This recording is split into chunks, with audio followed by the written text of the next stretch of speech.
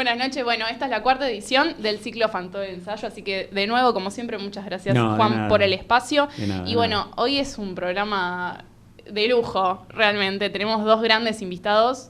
Por un lado está Rubén Schumacher y Lautaro Vilo. Buenas noches. Gracias, buenas noches. Hola, buenas noches, gracias por la invitación. Bueno, para poner en contexto, por las dudas que alguien que no los conozca, aunque son personalidades conocidas dentro del teatro argentino, pero bueno, Rubén Schumacher es director de teatro, regisseur, actor, docente, no sé si me estoy olvidando. De todo. Bueno, también bailarín, porque... ¿Alguna vez? También has hecho coreografías. Sí. Bueno, y Lautaro Vilo, que es dramaturgo, director de teatro, actor, docente. ¿También me estoy olvidando de algo o no? Traductor también. Traductor, bueno, de hecho acá la relación entre ustedes en gran parte tiene que ver con eso. Tiene buena parte. Sí. Del inglés nada más, ¿no? Sí. Ok. Sí. Y hacer como inglés antiguo también, ¿no? O, En perdón, realidad, ¿hay una distinción? No sé. Sí, hay varias diferencias. En realidad siempre me ha tocado traducir del inglés antiguo. Aquí es bastante complicado tener la posibilidad de trabajar con autores contemporáneos, digamos, por varias cuestiones, por lo poco que se produce por un lado y las trabas que hay por unas cuestiones burocráticas. Sí. Exactamente. Pero con Rubén hemos trabajado en 3 obras de Shakespeare y ahora en una de Marlowe. Ahora estamos en una de Marlowe. Sí. Arrancamos con Rey Lear, después hicimos la segunda parte de Enrique IV y Hamlet. Y ahora, Perdón, pero en Enrique IV no eras actor. También. Ambas cosas fueron. Sí, eso no lo sabía. Sí. Y yo Pensé también, que ibas a actuar. pero en Inglaterra, no acá. Sí, yo solo te actúo en Inglaterra, acá no. Top. Claro. Claro, bueno. Hay testimonios de eso. Hay fotos. Porque, bueno, ahora después van a venir las preguntas sobre la trayectoria, pero claro, es verdad, bueno, sí, te vi actuar en Escandinavia. Ahora vamos a hablar de Escandinavia. Bueno, antes que nada, como para poner en contexto sobre este programa, este ciclo que tiene que ver con arte, cultura y educación, una de las premisas, digamos, del ciclo tiene que ver con dar a conocer aquellos oficios, profesiones que están como dentro de la cocina de las obras de arte, ¿no? O sea, fuera de lo que se ve del objeto como producto, digamos, que pasa en el detrás de escena. Entonces, un poco la idea es también dar a conocer, siempre hablamos, ¿no?, que mucha gente cuando habla de, bueno, yo hice un curso de teatro, y se está hablando de la actuación. Claro. Rara vez se habla de otro tipo de cursos o de otro tipo de formación. Entonces, bueno, un poco la idea es esa, y también vamos a hablar de la actuación. Y yendo como de una forma medio contraintuitiva, ¿no? Porque siempre como que la tendencia podría ser a pensar, bueno, las primeras preguntas son sobre sus inicios, de cómo empezaron. Bueno, no. Acá la idea... A mí no me la hagas porque yo ya perdí la memoria. No sé, no recuerdo y espero... Descoloca al entrevistado. Claro, no me acuerdo.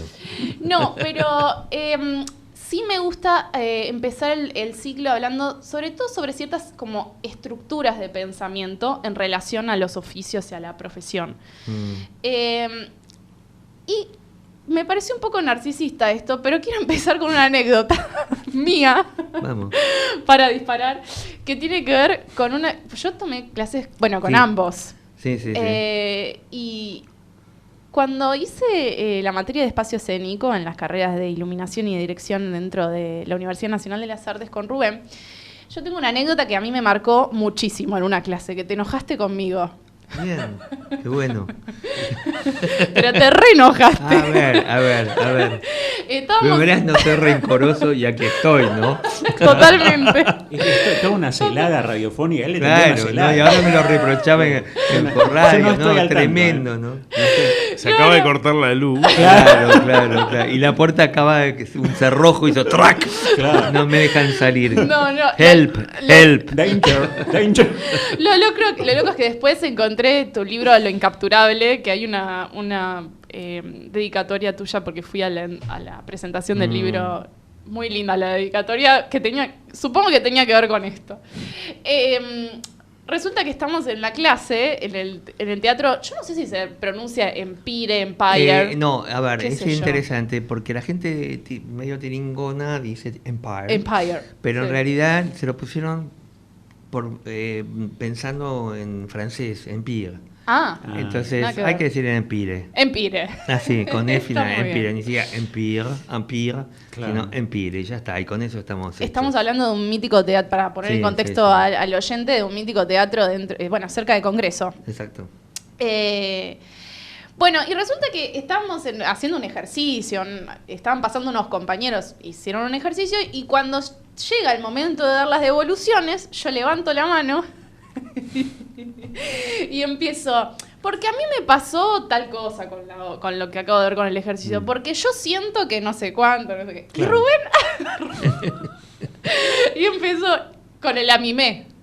¿No? El amimé, que hay, yo ahora no recuerdo bien, pero hay como toda una anécdota detrás de esto del amimé, pero fue para mí una enseñanza enorme que me marcó un montón, que básicamente, por lo menos yo voy a decir lo que me quedó, que tiene que ver con hablar sobre la obra, no sobre lo que te pasó a vos, sino sobre hablar sobre lo que está ahí en el escenario, lo que está pasando, que es un poco, bueno, los que dirigimos, una de las grandes... digamos, como disyuntivas, que tiene que ver un poco como en esa fricción que hay entre lo que uno pretende y lo que efectivamente está sucediendo en el escenario, en el ensayo, que es lo que realmente está pasando, ¿no? Entonces, para mí fue una enseñanza... Pero bueno, creo que te habías enojado. No, yo en general no es que no creo que me haya enojado, simplemente somos, y eso me recuerdo siempre...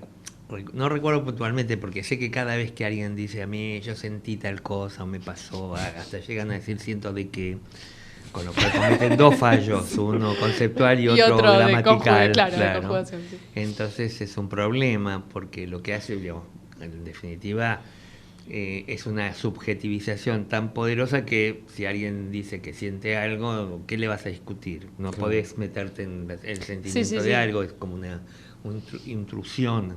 Claro. Entonces nosotros insistimos mucho en decir, bueno, ¿qué es lo que pensás? ¿Qué es lo que ves? ¿Qué es lo que percibís?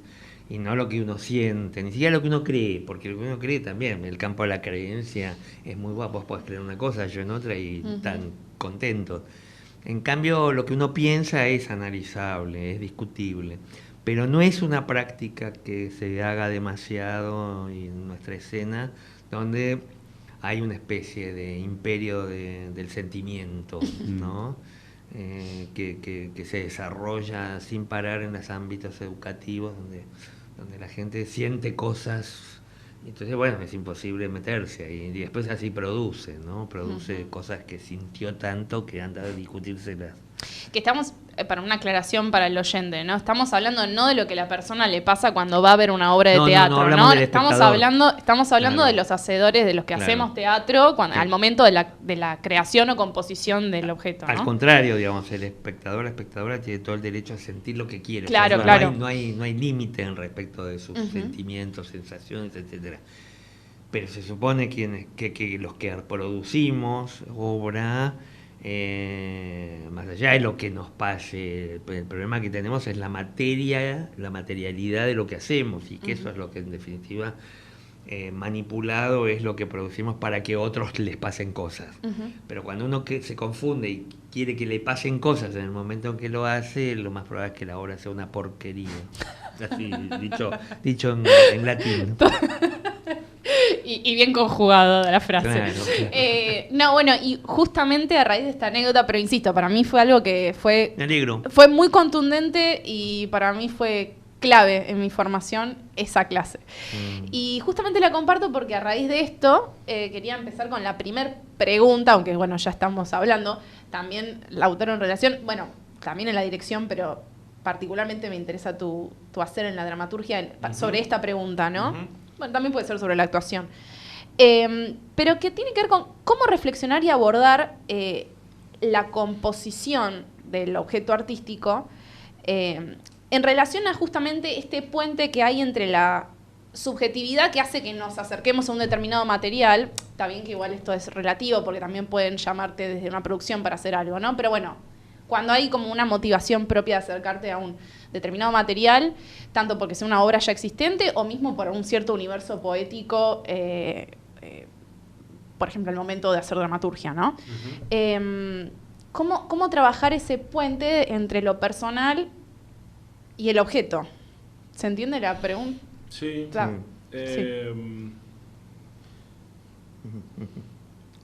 El ejercicio de ese aspecto es una buena guía para corregir, en realidad. Cuando uno escribe, o sea, yo creo que el proceso de escritura y el proceso de creación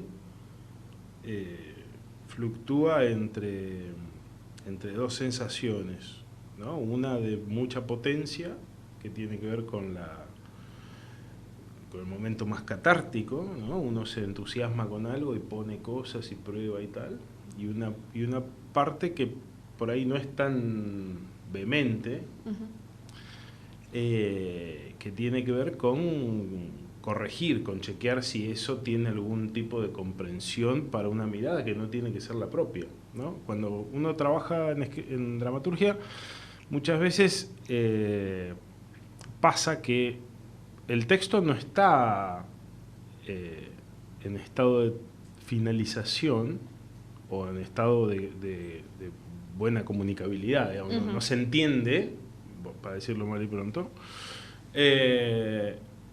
y sin embargo el autor del texto cree que se entiende, ¿no? ¿Por qué? Porque uno como creador es como si tú supiera todos los presupuestos sobre los cuales ese esbozo de un texto está parado, ¿no? Entonces, no sé, la escena no empezó, pero te dicen, no, bueno, pero eso en realidad lo estoy poniendo porque después lo voy a usar para... Sí, está bien, pero no la escena no empezó. ¿No? Entonces, pasar de esa situación a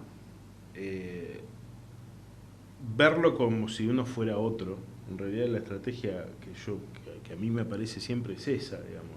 No lo leas como vos lo lees, porque vos ya estás adentro de ahí, claro. Sino miralo, hacer el ejercicio de tratar de mirarlo como si... La pregunta es, ¿qué se entiende? De la página 0 a la página 3, ¿qué se entiende?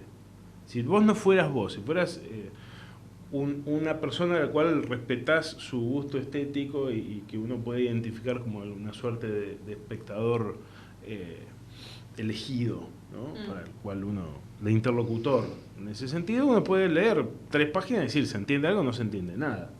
Claro. En ese sentido es un poquito parecido al mundo de los libros, ¿no? Porque muchos primeros escritores dicen, bueno, porque ahora los lectores me van a entender, y no entienden ese libro. Me acuerdo una vez vino Pablo Hernán Di Marco, que es autor de Las Horas de Ramadi, y me dijo, tengo la sensación de que los escritores somos 200 tipos que nos estamos leyendo y relojeando, y yo creo que me lea La Cajera de Coto, decía Pablo, ¿no? Como, uno quiere que realmente la obra realmente la vea todo el mundo, ¿no? Que la obra sea comprensible, accesible, ¿no? Sí. De todas maneras, yo cuando hablo en términos de comprensibilidad, no tiene tanto que ver con que sea para que lo pueda leer todo el mundo. Yo creo que hay como una idea medio peligrosa con eso, ¿no? A ver, yo siempre utilizo una analogía musical, ¿no? Si uno escucha una obra de Mozart, sabe por dónde va. ¿Cuál es el hilo? ¿No? Hay algo del orden de la melodía que uno sigue y eso lo va llevando por una suerte de, vamos a llamarle peripecia. Sí. ¿No?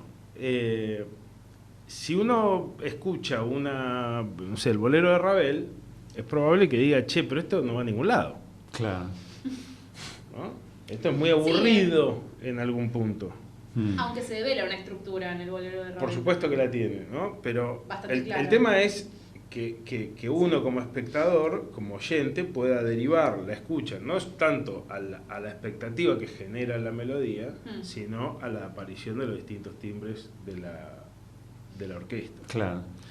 O sea, ¿qué quiero decir con esto? No es necesario que para que todo el mundo lo entienda, o para que tenga condiciones de legibilidad un material, sea tan prístinamente claro como la música de Mozart, Pero en todo caso lo que uno tiene que garantizarse es que de alguna manera el espectador pueda tener, o en todo caso esta es la preocupación mía, ¿no? Sí, sí. Que el espectador pueda tener en claro cuál es el mecanismo al cual tiene que atender. Claro. ¿No? O sea, a veces ese tenerlo claro es más consciente o menos consciente, pero bueno, digo, uno ve algunas obras que no son estrictamente claras, Claro. o de peripecia muy nítida, y algunas las puede disfrutar y otras no. Una pregunta, ¿y cómo te llevas con... Cada cuánto le pedís a alguien que lea, cuando estás escribiendo una obra, cada cuánto le pedís a alguien que lea Es tu un proceso obra? medio para que lea como con esa... Justamente, con esa, para hacer ese check, digamos. Y para mí tiene que ver con un... Es medio sístole y diástole, ¿no? El proceso. O sea, uno va produciendo un poco y no sé, pasadas unas 3-4 páginas hay que empezar a organizar algo. A ver, yo entiendo el teatro también como una... desde una vocación de entretenimiento. En el mejor sentido, digamos, ¿no?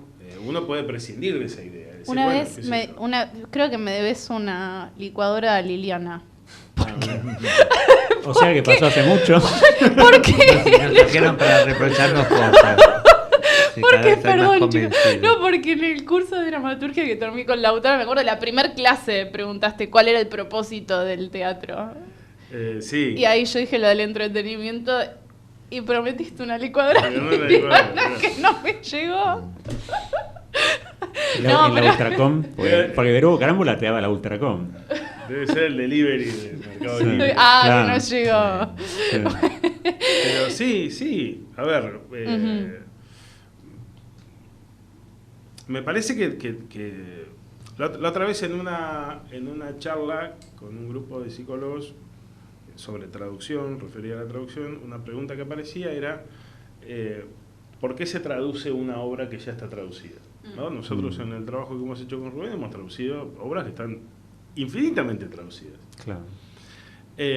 Bueno, precisamente o sea, lo que da sentido a ejecutar una traducción nuevamente es que uno está preparando un espectáculo que no tiene que estar amparado en que es un clásico. Y entonces si te aburrís con Hamlet, jodete. Claro. ¿No? La cultura hace más o menos eso. Claro. Bueno, no sé, problema tuyo. ¿No Sí, entendiste? Sí. Jodete. Pero uno está montando autores de éxito, obras maravillosas, que sucedieron hace 500 años. Entonces hay que ver qué pasa para que eso suceda. Para que la obra acontezca y tenga una cierta efectividad hoy, hay que pensar inexorablemente en el público. Claro.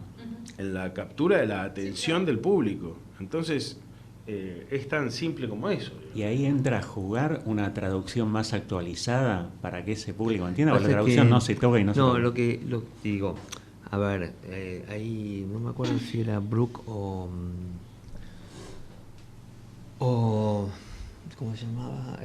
La francesa del Teatro du Soleil, Mushkin, que decía que las obras Mushkin. había que traducirlas cada 10 años. Ajá. Porque la lengua, o el habla, mejor dicho, ¿no? de las personas cambia más o menos cada 10 años. Claro. ¿no? Nosotros no hablamos como hablábamos 10 años atrás, Claro. y así sucesivamente, ¿no? Entonces, digo, las traducciones que están, seguramente, si nosotros tuviéramos que hacer Rey Lear, que hicimos casi, no sé cuándo, hace un montón, 12, 13 años, ¿no? Seguramente la tenemos que tocar porque habrá cosas ahí, seguramente que hay cosas allí que no deben estar funcionando para que el oído pueda capturar. Claro. Además, el trabajo tiene que ver con generar un material que pueda ser capturado a primera escucha. Y en general las traducciones, sobre todo los clásicos, tienen el problema que están hechas para lectores y no para hacer teatro. y no para espectadores, Claro. no para oyentes, digamos, ¿no? Entonces, esa es una gran diferencia y sobre eso trabajamos todo el tiempo tratando de, bueno, cómo él se enlaza, esto suena demasiado o burocrático, suena demasiado explicado, esto es una extensión, o acá falta algo, ¿no? A veces. Pero que tiene que ver con adecuarlo a las características de cómo...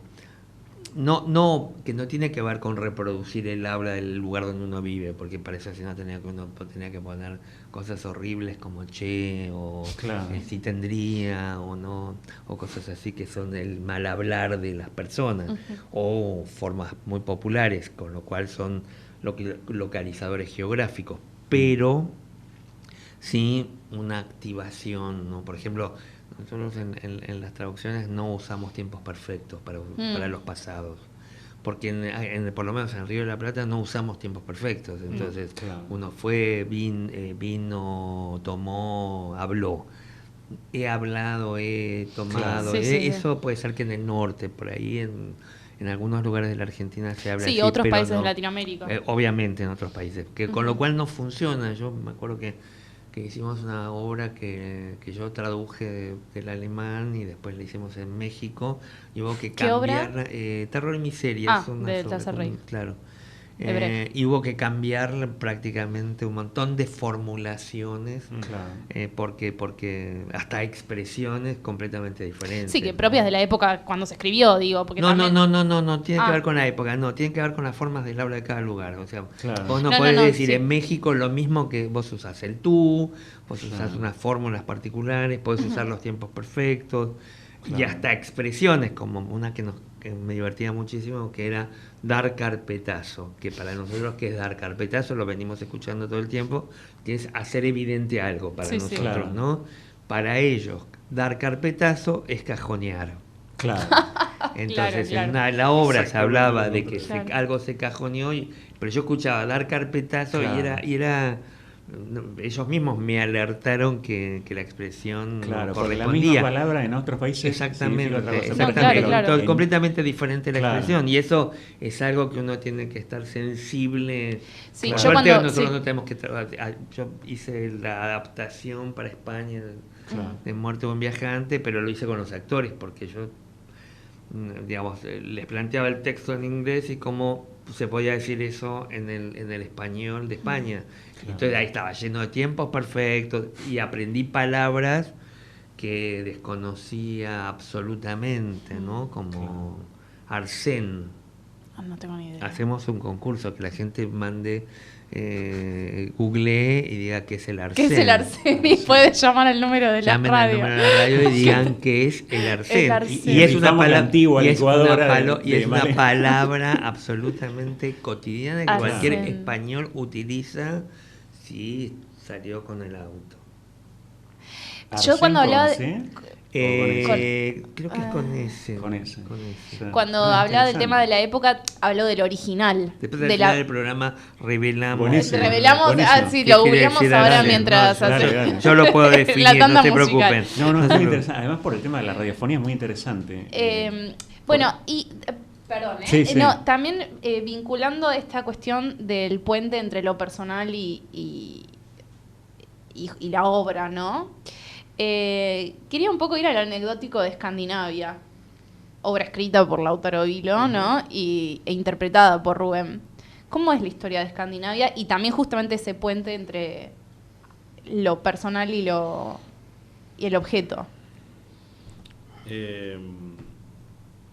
Escandinavia surge por un pedido de Rubén, que quería hacer un unipersonal. Él había tenido muchas pérdidas cercanas, en muy poco tiempo, y estaba muy muy triste y quería trabajar sobre el dolor, y empezamos a hacer una obra sobre eso.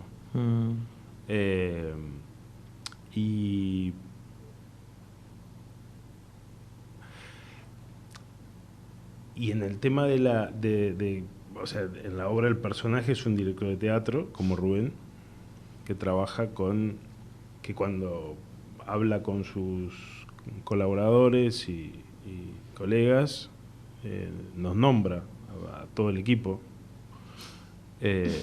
O sea, todos los personajes que aparecen ahí tienen nuestros nombres. O sea, estoy yo, está Gonzalo, está Jorge, Bárbara, Paula, Gabriel, ¿no? Y algunos... Estamos hablando de equipo de diseñadores. Ingrid Horacio. Sí, pero no están dichos los nombres de Ingrid Horacio. Sí, vengo a despedir a Ingrid y Horacio. Bajé a despedir a Ingrid. Bajé a despedir a Ingrid Horacio, claro, sí. Y después esto, o sea, salvo eso y la situación de la muerte de quien fuera su pareja, es todo obviamente falso. Como una especie de... Para mí era como un chiste sobre el biodrama. Yo no...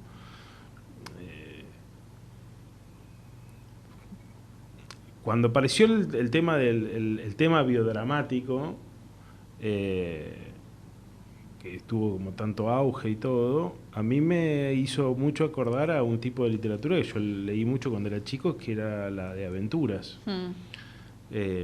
Varios autores del siglo XIX, Joseph Conrad, Herman Melville, ellos arrancaban diciendo: yo tenía 16 años y me embarqué en tal barco.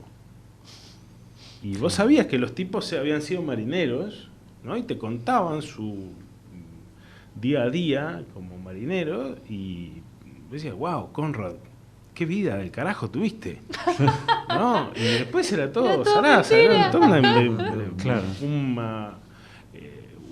una prepotencia de la ficción. Genial. Y bueno, y a partir de ahí empezamos a escribir la obra, ¿no? Claro. Transformando... hay una vuelta escuchaba en una charla que dio Ricardo Monti, que él tenía una idea que a mí me parecía muy linda, que era que uno escribe mistificaciones de la propia vida, ¿no? Y siempre me quedó dando vueltas esa idea, como armar un mito de un fragmento de la existencia personal. Claro. Y bueno, y dentro de ahí todo lo que pudiera haber. Era gracioso que, bueno, en la obra, el personaje que hacía Rubén, el Rubén que hacía Rubén, se llevaba a su pareja muerto a enterrar a otra parte, porque el tipo le había pedido que lo enterrara en una quinta que se habían comprado antes de morir, y entonces él hacía toda una tramoya para sacar el cuerpo y llevarlo. Y bueno, y hay gente que ha creído por un momento que Rubén no había hecho eso. No, era notable, gente amiga que me preguntaba: ¿pero te pasó? Y mi respuesta era: si me hubiera pasado estaría en un psiquiátrico, estaría haciendo una obra de teatro, si yo hubiera enterrado un muerto de verdad. Claro. Digo, y la escena es formidable, porque de hecho vos la nombrás y yo me acuerdo perfectamente lo que imaginé en ese momento. Yo la vi en el Teatro York, cuando la habían como vuelto a hacer, y me acuerdo que hicieron una charla muy interesante al final. No sé hace cuánto que la vi, no me acuerdo, pero... En el York hicimos 2 veces, creo que la hicimos en el York, porque tuvimos mucho. Fue un espectáculo que en realidad, además de la cuestión de mis ganas de querer empezar a actuar, de querer actuar, yo no sabía si iba a poder actuar y tenía ganas de poder hacer algo con lo que... Era raro, por un lado, quería hacer algo, pues nosotros teníamos algún proyecto de hacer algo sobre otra cosa, pero toda mi circunstancia dio para que fuera para ese lado, pero afortunadamente no se volvió nada biodramático, ni contamos la verdad, hicimos hacer creer que era la verdad. Pero para mí, digamos, el problema principal era saber si me iba a poder acordar la letra. Yo jamás en la vida había hecho un monólogo. De hecho, yo no actué tanto en mi vida, quiero decir. Yo actué bastante en otros momentos de mi vida, pero nunca mantuve una actividad como actor de manera continua, sino que, bueno, trabajé mucho más como director que como actor. Entonces, el Escandinavia se constituyó además en un espectáculo de protesta contra los actores. En realidad surgió de eso. En realidad fue un espectáculo porque yo me enojé nos habían pedido llevar a México un espectáculo que de Lautaro, que yo había dirigido, que trabajaba una actriz, y estaba todo arreglado y la actriz me dijo que se iba con Veronese. Una vez más las actrices me engañan con otros que son como agencias de viaje, además de directores, y que se iba a una gira por Europa. Bueno, y entonces estábamos los dos en México por una circunstancia, cada uno por una circunstancia completamente diferente. Nos dijeron, bueno, no importa, vengan igual, charlen del teatro argentino, cualquier cosa. Y a mí, yo me escuché decir, ¿no querés que yo haga un espectáculo? Y por supuesto del otro lado dijeron, pero sí. Y ahí lo llamé a Lautaro en México y dije, creo que mandé una macana porque dije de hacer un espectáculo. Y a partir de ahí nos vimos compulsados a tener que hacer un espectáculo. Y surgió así. Y de hecho, también el espectáculo tenía una forma que permitía que no dependiera de demasiadas cosas. O sea, todo el espectáculo estaba dentro de un portatrajes, allí estaba todo, los zapatos, la cinta, la gelatina, todo. Y si bien tenía toda una concepción visual y toda una concepción espacial, todo era pensado en que no hubiera ningún tipo de impedimento desde el punto de vista escénico para poder montarlo. De hecho, lo hicimos en los lugares más diferentes, más increíbles, o sea, lugares enormes como el Centro Cultural de España, que es como una pista de baile semicircular, a escenarios de 3x4, donde yo... En un escenario triangular lo hiciste. Establecidamente en un escenario triangular. Sí, que no entendía, o sea, yo nada. ¿Para dónde hay que ir? No, claro, o sea, yo que tenía las formas del recorrido. Sí, que aparte son muy claras en la obra. Claro, en la obra son imprescindibles para entender lo que pasa. Tuve que hacer un ejercicio de geometría mental, decir, y además cómo no caerme el escenario, porque donde yo creía que tenía que seguir se acababa el escenario. Pero muy interesante fue todo el proceso. Qué alianza, digo, hagamos una obra y sale semejante obrón. Lo que pasa que creo que, digamos, ambos nos une digamos, voy a ser muy sentimental con esto, pero nos une la pasión del teatro, quiero decir. Yo voy a contar una anécdota respecto de Lautaro. Yo lo conocí a Lautaro, en realidad la primera vez que lo vi a Lautaro me lo presentó su madre, pero él en una cosa, porque su madre cantaba en un coro que yo fui a dirigir al sur. Y su madre, haciéndolo pasar vergüenza, le dijo, yo te quiero prestar a mi hijo que hace teatro. Yo no me acuerdo de él, pero me acuerdo de la circunstancia de su madre presentándomelo. Al nene. Claro, y él, el nene grandote, que avergonzadísimo de tener que darle la mano a este director que había venido a Buenos Aires. Hizo un trabajo muy lindo, además, en ese momento con la gente del coro. El coro chico del Comahue, con Daniel Costalza, que el banquete de un madrigalista, de Banchieri. Pero luego lo volví a encontrar, él ya vivía en Buenos Aires, que fue actor en un trabajo del taller de puesta en escena. Vino a hacer un trabajo de una de las alumnas, ¿no? de esa compañera de él, en Tandil, que es donde estudió, y ahí, digamos, empezó a venir al Kafka, que luego ya estábamos en el Kafka, y nos invitó a ver un acto de comunión. Y fuimos ahí al callejón a ver un acto de comunión, y debo reconocer que él estaba arriba de una banqueta, estaba su amigo Adolfo tocando la guitarra, hay unas mesitas, ¿no? Como si fuera una especie de café concert, ¿no? Pero entonces yo estaba con mi pareja Daniel, el que después hay que enterrar en la obra, y me pasó algo que a mí no me pasó nunca en el teatro, con lo que él iba contando, que tuve mucho miedo.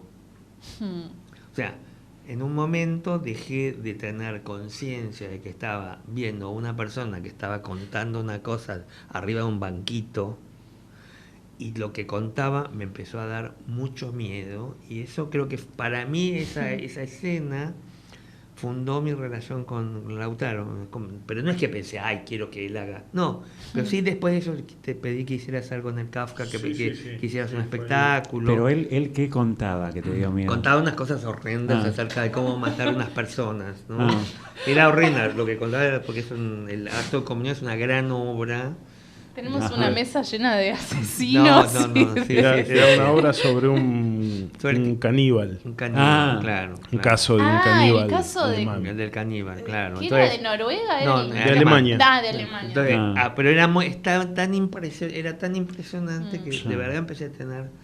Y yo dije, esta es una sensación que yo tengo horas de ver teatro ya desesperado. No, claro, por eso es interesante, porque él tiene kilos de teatro y de obras. Si a él le dio miedo, ahí hay algo. Porque había algo que en cómo estaba construido, en cómo estaba dicho, que nada. Y después dejar que la vida no fue juntando, porque después hubo una circunstancia absolutamente fortuita donde a él lo llaman por otro lado a ser parte del elenco de Enrique IV de Pirandello, ¿no? Para trabajar en esa obra. Yo no digamos, la gente después creyó que yo lo había llamado en realidad. Yo no te llamé, que te confieso, no te llamé. Vos creíste toda la vida que yo te había llamado. No. Abrime la puerta. Te llamó el teatro y hacía el doble de Alcoy, o sea, era el personaje del condecito, claro, que estaba vestido en el final vestido igual que Alcoy. Entonces, pero es cierto, pasó eso, lo cual fue como increíble, qué bueno que trabajara con que la vida. Yo muchas veces hablo de que uno tiene. El destino a uno se lo escribe un guionista que no es precisamente el mejor guionista del mundo, no es como Lautaro de bueno. Claro. Hace cosas raras, se droga, a veces se droga mal, a veces se droga bien, entonces a veces te escribe buenas historias, a veces te escribe historias totalmente, a veces horribles. Es más desprolijo, sí. Y en este caso escribió una buena historia, claro. Todo el tiempo hizo que yo viera ese espectáculo y que después lo llamaran. Y a partir de ahí se generó un vínculo de trabajo y además de amistad, porque digamos todo el tiempo de trabajo, sobre todo lo que recorrimos con Escandinavia, porque vos venías a la función muchas veces. Estaba. Sí. No, y bueno, y ahí. Porque salimos mucho de gira con el espectáculo, mucho de salir a agarrar el auto. Eso te o ir une a muchísimo. Parte. La situación de gira siempre trae no solo anécdotas, sino también como mucha unión desde lo personal. Claro. Pero también lo que me parece interesante es cómo esa unión desde lo personal claramente se ve reflejado. Digo, porque uno puede llevarse muy bien con alguien y trabajar muy mal con el otro, ¿no? Lo que pasa es que las giras, a los que tienen una sincronía, les potencia la amistad, pero las giras ocasionaron peleas horribles de otros que no tienen esa sincronía. Claro. Totalmente. Sí, la gira per se no es el mejor lugar para estar bien con alguien. Claro, porque porque convivís todo el tiempo con el otro. Convivís con gente que no necesariamente convivirías. Claro. Pero nosotros, no sé, como que teníamos el material era de una nobleza tal. Además, me pasó con Escandinavia que cuando lo empecé a hacer estaba muy tomado, era porque estaba muy cercano. Lo empezamos a trabajar a 3 años de las muertes, y a 1 año de las muertes de mi mamá y de mi hermana. Bueno, era como, venía como muy complicado todo. Yo estaba muy tomado por toda esa historia, una tristeza muy profunda. Pero yo lo que más recuerdo de Escandinavia es las funciones de cuando pasa el tiempo. O sea, lo que más yo gocé fue cuando pude actuar liberado de ya sedimentado el material. Claro, cuando los últimos 3 años donde yo salí a actuar otro. O sea, yo no era ese, yo no tenía que ver con ese. Podía actuarlo de una manera con una gran libertad y poder divertirme muchísimo haciendo eso que hacía. Pero el texto es de una nobleza enorme y me pasó que hace poco fui a ver El Bien, que es un espectáculo que ahora después tenemos que hablar sobre El Bien. Lautaro escribió y dirigió con Verónica Pelanchini en el Centro Cultural Morán y me impresionó mucho porque yo tengo metido en el cuerpo Escandinavia, o sea, hay algo que tengo metido en el cuerpo, es ese texto, ¿no? Yo creo que en si alguien me dijera que lo querés hacer en 3 días, yo me lo pongo de nuevo adentro, ¿no? Porque me atravesó. Y hay algo de su forma de escritura que está ahí y a mí me provocaba un placer, porque si bien no tiene nada que ver, es otro tema, otra escritura, otra relación, otro tipo de escena, hay algo de lo que hace, hay algo tan dramáticamente tan poderoso en lo que escribe Lautaro, que eso, que es lo que nos junta en realidad, que hace puro teatro. Puro teatro con nada. Y eso para mí eso es como, con nada quiere decir, solo con la palabra, prácticamente sin objetos, eso. Y ahí es como que se empieza, como un pensamiento, diría, isabelino, ¿no? Es solo la palabra que construye un mundo inabarcable, ¿no? Está toda la totalidad. Que sería como el colmo del teatro en un tiempo donde seguimos viviendo, tenemos hasta el cansancio. Sí, con puro efecto. En la época de la imagen. Claro, sí, de puro efecto. Sí. La imagen concreta, no la imagen que uno tiene en la cabeza, sino la imagen externa. Entonces, que alguien logre convocar desde el puro lenguaje es un acto poético superior, y él lo tiene. Bueno, hablando... Después arreglamos. claro. Es una nota pagada. No, porque me estoy dando cuenta pero que estoy hay diciendo, muchas cosas. No, pero bien. nunca te lo dije así. Aprovecho el micrófono para decírtelo. Me encanta este acto de amor. Claro. Sí, claro. Sí, Nosotros hoy a la mañana estábamos trabajando, de 9 a 12 estuvimos trabajando. Nosotros no es el primer encuentro. No. Después les quería preguntar sobre Fausto, pero bueno, ya que estamos, porque lo iba a dejar por otro momento, pero ¿querés hablar algo sobre el bien, justamente, que ahí Rubén un poco tiró la pelota para ese lado? El bien surge de las ganas que teníamos de hacer una obra con Verónica Pelacini, que aparte de ser una actriz fabulosa, es mi esposa, y estamos juntos hace 12 años ya, 12, 13. Bueno, por ahí. Verónica, si estás escuchando, manda un mensaje diciendo hace cuánto que están juntos. Claro. Y bueno, y desde siempre era como, bueno, tenemos que hacer algo juntos, ustedes tienen que hacer algo juntos. Y bueno, hicimos una hija, hicimos una familia, pero no habíamos hecho una obra. Y el año pasado fue como, bueno, ya, vamos a hacer la obra.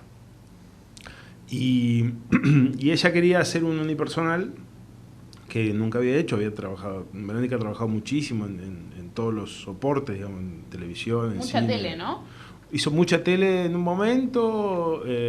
Sí, ella arrancó con un programa en vivo que iba a todo el continente, una locura, así como que su primer trabajo fue como una cosa así de televisión en vivo, cuando se hacía televisión en vivo, ¿no? El Recreo Satelital se llamó. Y después hizo mucho cine, hizo mucha televisión, mucho teatro, pero nunca había hecho un unipersonal en teatro. Entonces, también tomando varios elementos de la vida cercana que tenían que ver con... a mí se me había ocurrido que era divertido que, puesto que éramos marido y mujer, la obra tratara sobre una infidelidad, que es de lo que trata. Y por supuesto que todo el mundo cree que es absolutamente biográfico. Claro. Siempre Lo mismo que creían del cajón. Entre el artificio y la realidad. Y sobre una experiencia que tiene que ver con la paternidad, que es ese grupo de amigos que vos te haces con los padres de tus hijos cuando entran. Sí. ¿No? Que uno se vincula, se revincula con el sistema educativo a través de los hijos. Claro. ¿No? Y de pronto, bueno, te haces, en el mejor de los casos, amigos de mucha cotidianeidad, con gente que por ahí, si no te lo hubieras cruzado en ese ámbito, quizás no te tomás ni una cerveza nunca. Claro, sí. Y me gustaba como trabajar ese mundo de la puerta del colegio y las tensiones que subyacen a ¿no? Convivir y hacer amistad con gente que no es como de total paridad con vos. No, seguro. ¿No? O sea, que tienen otras profesiones, otras cabezas, claro. confluyen ahí, ¿no? Uno es como amigo por interpósita persona también al principio, ¿no? Si a ellos les hace bien y se hizo amigo de tal persona, bueno, ok. Claro. Espero que el padre sea copado. Claro. ¿No? Y si no, bueno, te lo fuma porque... Sí, la eligió a ella. Ahora, el sumum de eso debe ser cuando el nene se pone de novio con una del colegio, pues ahí es peor. Bueno, sí, y todavía y no te las tocó. otras, Claro, ¿no? claro. Todavía no me tocó, pero digo, y Sí, todas sí, las sí. otras, cuando se pelean, cuando... Claro. No sé, tenga un desencuentro amoroso, Claro. digo... todo lo que implica la cotidianeidad, Claro, sí. está eso, ¿viste? Como está atravesado por un vínculo impuesto, ¿no? Claro. Y en ese vínculo impuesto y a la vez aceptado o elegido, está esta historia de esta mujer que, bueno, tiene una historia con un papu amigo de la escuela. Claro. Y ahí va. Pues, ¿querés decir Se llama El Bien, el dato? Claro, o sea, el dato bien... La obra va La los cita. domingos a las 20:30 en el Cultural Morán. Nosotros estrenamos en agosto y estamos encarando ahora las últimas 2 funciones. Así que pueden sacar sus entradas en www.culturalmorán. Ahí está la cartelera y sacan las entradas. Y los esperamos. Bien. Bueno, por alternativa teatral. No, por la página del Cultural Morán. Ah, bueno, eso Sí. es una distinción importante. Sí. Bueno, vamos a hacer una mini tanda de música y después continuamos. Bárbaro. Claro que sí. Bueno, y esto casi que no hay que decir el título de este tema, ¿no? Blackbird de McCartney. ¿Sabes qué encontré? Bueno, este tema es un tema elegido por Lautaro Guilo. Yo le pido siempre a los entrevistados si pueden elegir algún tema que les signifique mucho. Ahora te voy a preguntar por qué. Si es que hay un porqué. Yo desconfío de la gente que no le gustan los Beatles. Es como, me resulta eso como... nos gusta a nosotros. Bueno, es como los griegos, viste que los griegos dicen que la humanidad se divide entre los griegos y todo el resto. Claro, Claro, está bien. y dentro de los Beatles soy muy Paul McCartneysta acérrimo. Hay una interna. Yo también.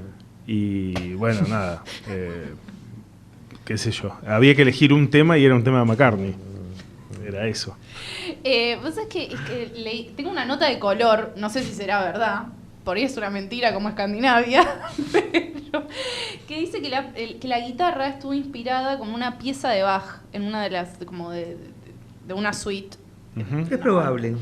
Pero que hay referencias sacadas de probable, esa, porque que él lo dijo en una entrevista en sí, el 2005. No chequeé esa entrevista, pero leí eso.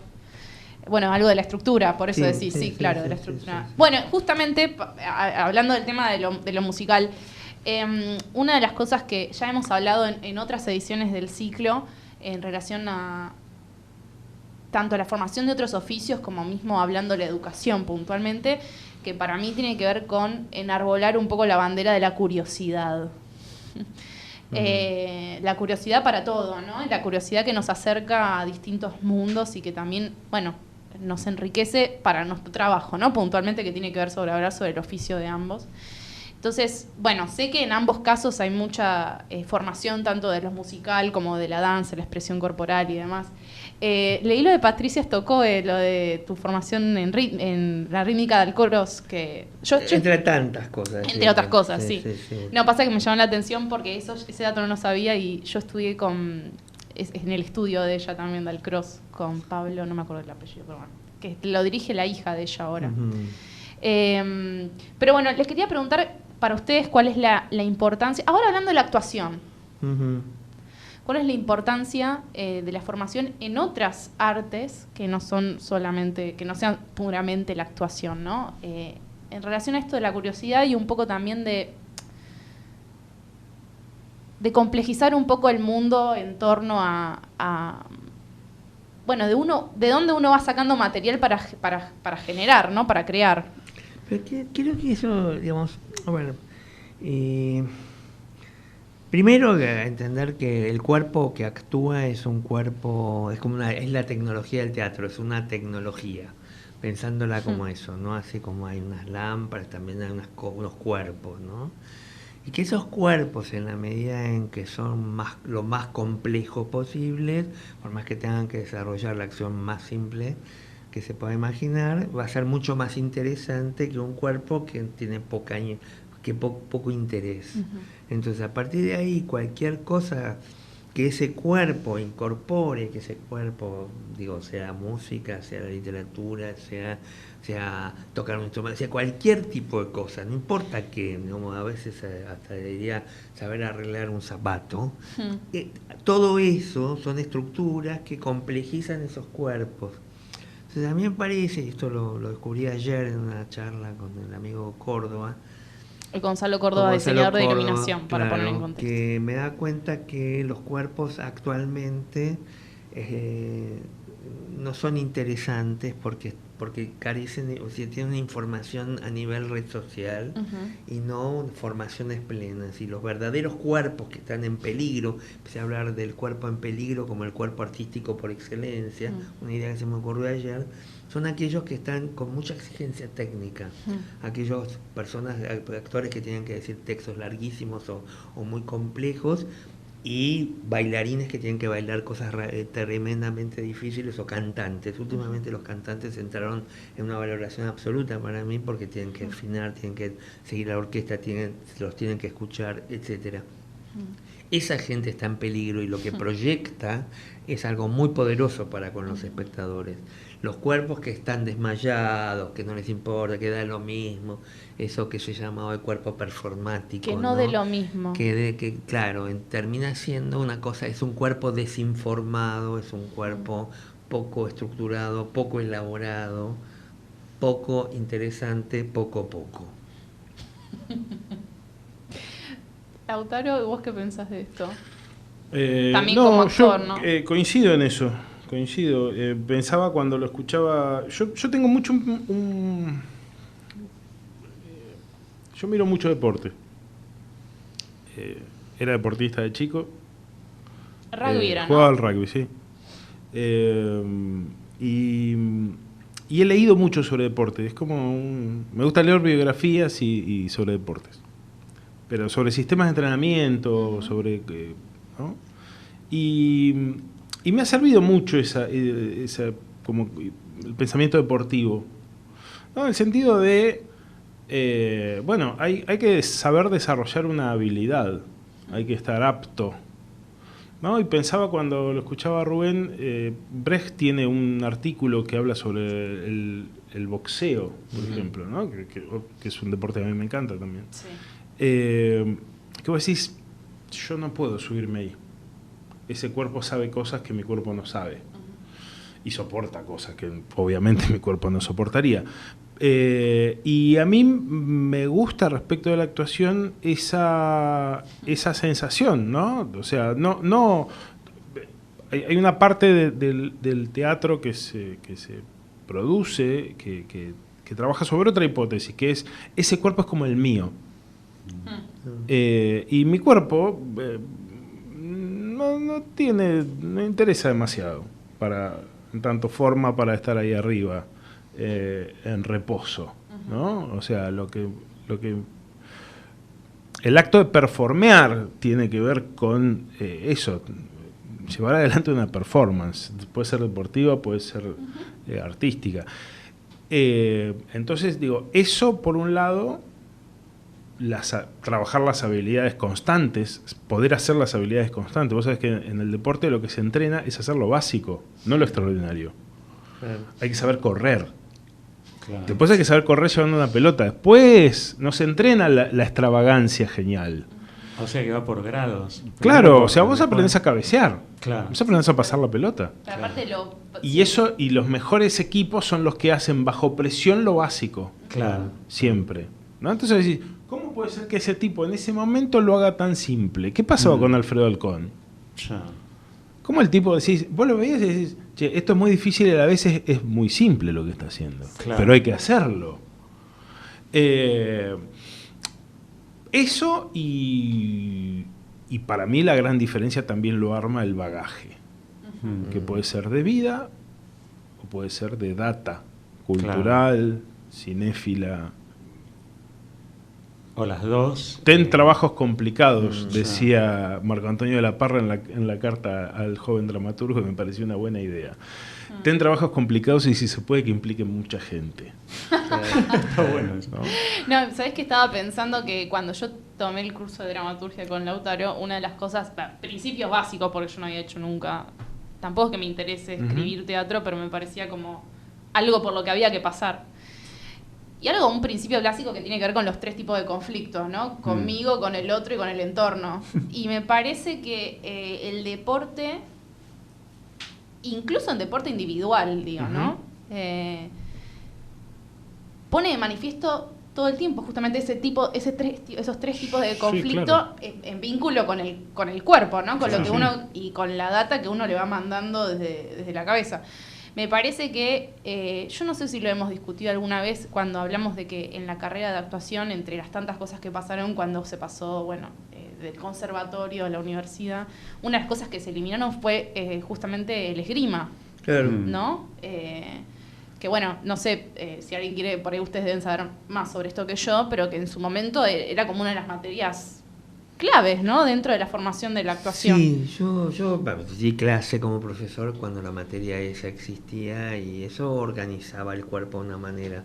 Afortunadamente, Joaquín Furriel, había pasado por esa experiencia y eso le sirvió de una manera increíble para poder hacer la escena final de Hamlet. Claro. Digamos, esa escena final de Hamlet no se puede hacer, los actores no pueden aprender para esa función a hacer unos gestitos de espada, sí, hay que saber, y Joaquín demostró un saber adquirido en esa otra escuela, que hoy un actor que sale de ahí no tendría esa posibilidad, tendría que jugar con unas espadas de madera como juegan los niños.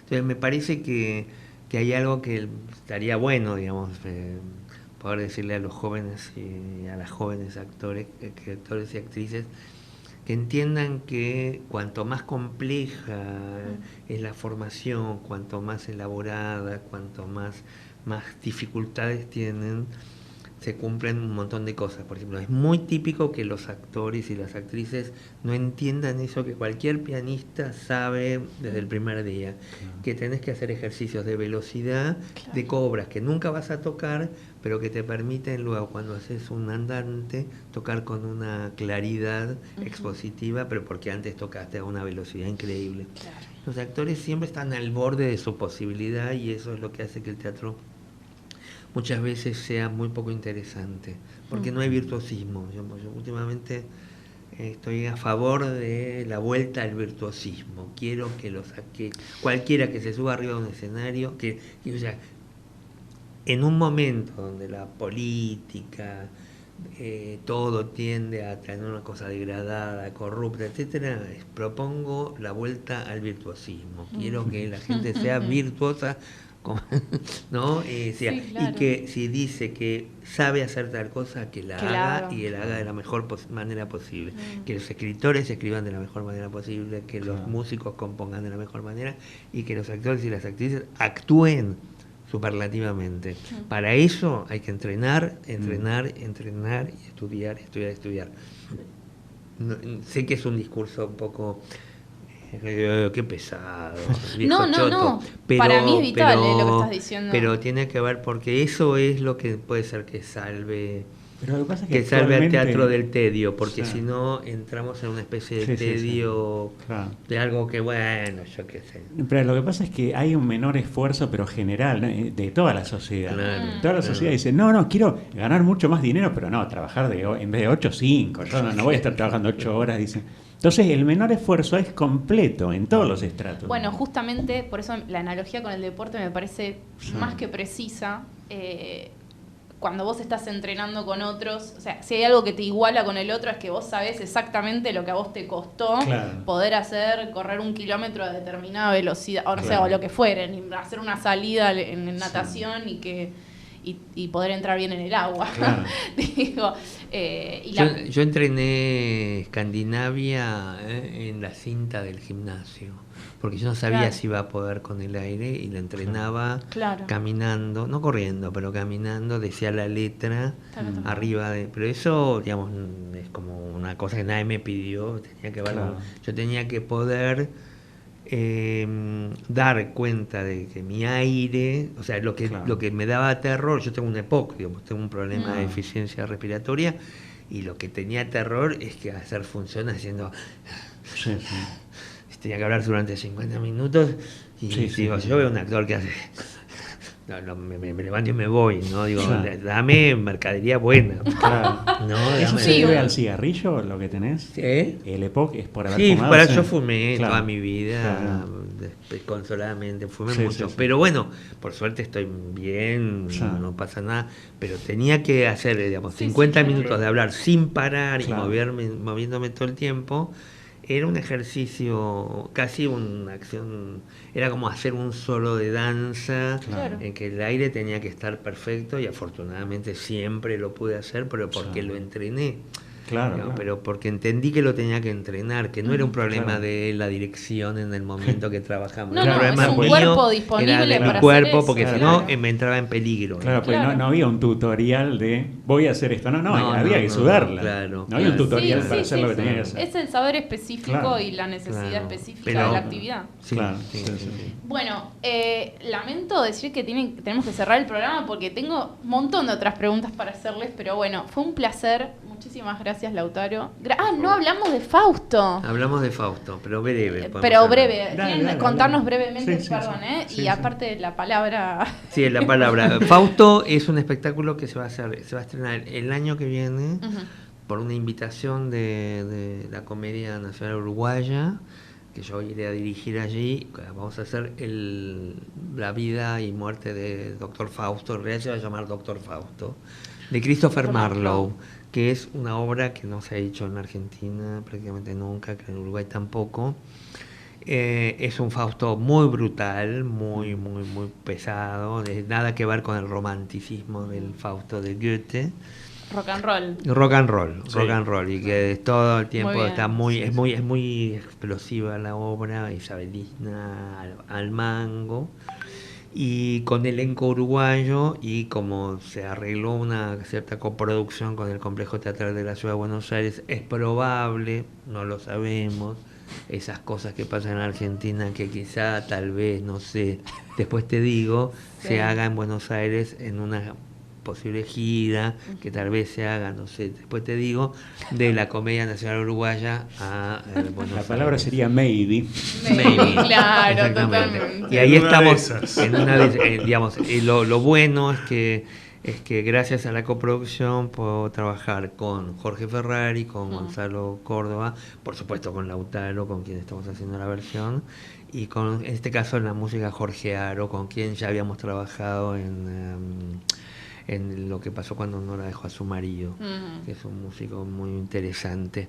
Y bueno, por suerte, digamos, los uruguayos aceptaron que yo pudiera trabajar con el equipo con el que yo quiero ¿En Uruguay trabajar. en qué teatro se van a presentar? En el Solís, En el Solís. pero en la Qué hermoso sala, teatro. en la sala Zabala Muñiz, que es la pequeña. Ah, está bien, no es Donde, la es grande. una sala donde yo estrené hace mucho tiempo con Estela Medina las reglas de la urbanidad en la sociedad moderna de Jean-Luc Lagarce, que es un espectáculo que yo había hecho aquí con Graciela Araujo, y después hicimos Escandinavia. O sea, yo lo conozco tanto como director como actor ese espacio.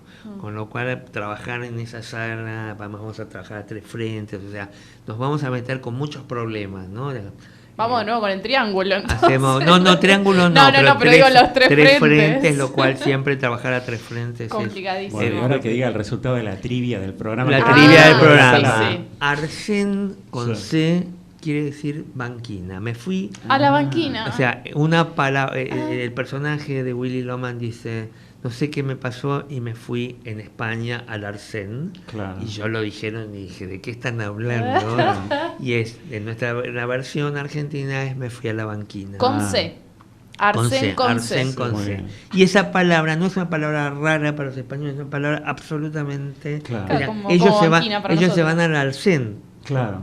Banquina no saben lo que es. Claro. Claro, lo que pasa es que ahora también hay acá se dice, fulano, te fuiste al pasto, me parece Bueno, que eso, ahora, claro. Ahora sé es que al más o pasto. menos- Pero ahora es al pasto, lo que pasa es que, claro, pero el pasto es más gráfico. Claro. Arsén, Claro, Me claro. encantó. ¿qué Tal cual. sabemos, Tal no? cual. Chicos, gracias por Bueno. estar. Bueno, les agradezco mucho. De nuevo, gracias Juan por el espacio. Y bueno, esto fue la entrevista a Lautaro Vilo y Rubén Schumacher. Muchas Gracias a gracias. ustedes. Muchas gracias a ustedes. Un saludo para todos. Gracias.